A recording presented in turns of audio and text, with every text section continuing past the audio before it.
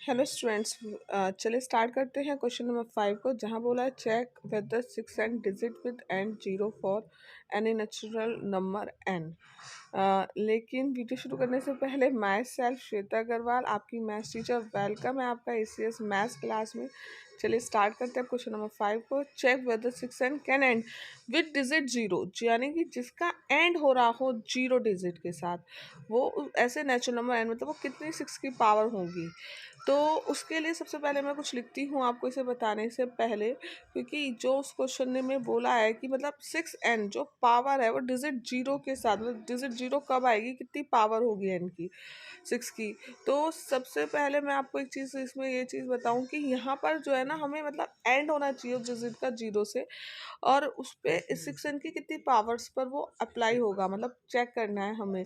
तो क्या ये ऐसा हो सकता है? तो सबसे पहले हम लिखेंगे, अगर हम लिखे तो इफ ए नंबर, ठीक है, if A number and with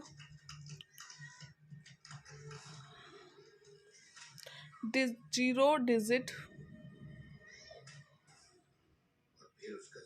prime factor, तो जब जिस किसी की डिजिट एंड 0 होता है तो उसका प्राइम फैक्टर क्या होता है? Prime factor must be 2 × 5।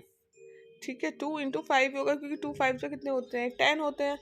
तो जो इसका एंड होगा 0 डिजिट का, जो उन्होंने बोला है कि भाई एंड डिजिट, उसके लिए प्राइम फैक्टर 2 और 5 ज़रूर होने चाहिए, तभी हम उसकी पावर या कुछ भी हम निकाल पाएंगे।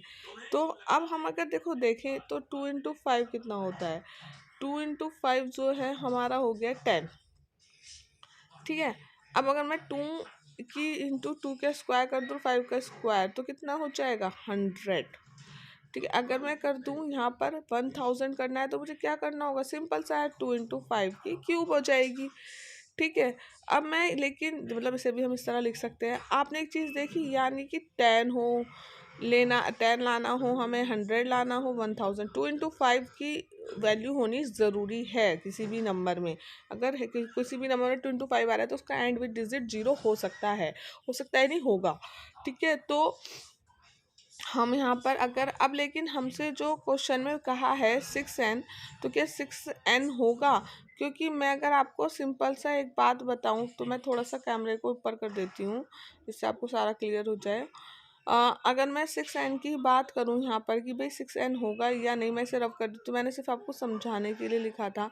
6 के प्राइम फैक्टर्स कितने होते हैं? हमें पता है 6 के प्राइम फैक्टर होते हैं 2 × 3।